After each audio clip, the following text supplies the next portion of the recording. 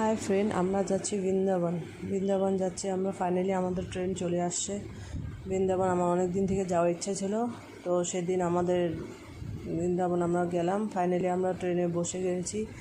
বসে যাওয়ার পরে একটু ফটোশ্যুট করলাম। ফটোশ্যুট করার পরে আমি আর আমার হাজব্যান্ড তারপরে একটু ভিডিও বানালাম। কি বলে, উইন্ডো থেকে বাইরের ভিউ দেখো কত সুন্দর। তো যাচ্ছি আমরা বৃন্দাবন যাওয়ার আমার অনেক দিন থেকে ইচ্ছে ছিল, কিন্তু আর ইচ্ছে হয়ে আসছিল না যে কবে যাব। ফাইনালি আমাদের সেদিন বৃন্দাবন যাওয়ার টিকিট হয়ে গেল, তো আমরা বৃন্দাবন যাচ্ছি।